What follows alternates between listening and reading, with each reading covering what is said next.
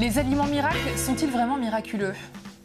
À défaut d'être miraculeux, force est de constater qu'ils ont un énorme succès. Tous les ans, il y a un nouvel aliment qui arrive et qui devient le roi et on ne peut plus s'en passer.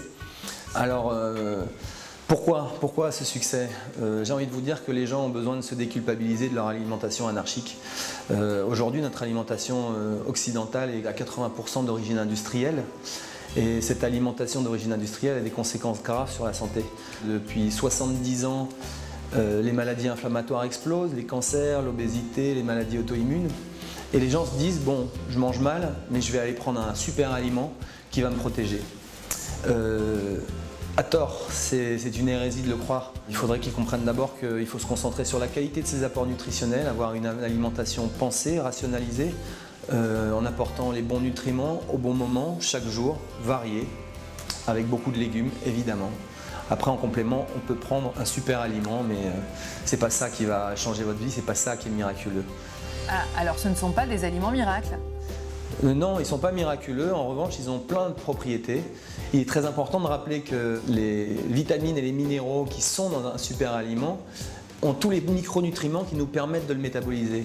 En revanche, si vous avez un médicament que vous allez trouver dans une pharmacie avec des comprimés ou des ampoules, il n'a pas tous ces micronutriments parce qu'il a été cultivé en laboratoire, donc vous allez bien moins facilement le métaboliser.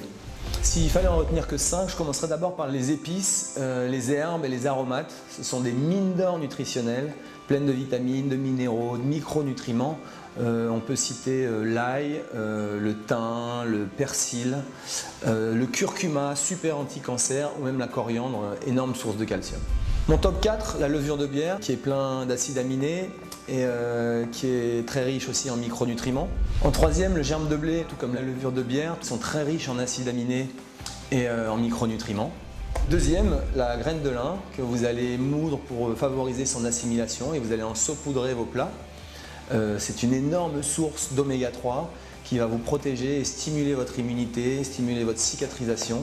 C'est très important pour l'équilibre oméga 3, oméga 6 dont on souffre aujourd'hui dans notre alimentation occidentale. Numéro 1, la spiruline, même en comprimé, qui est très riche en micronutriments, en vitamines, en minéraux et hautement assimilable.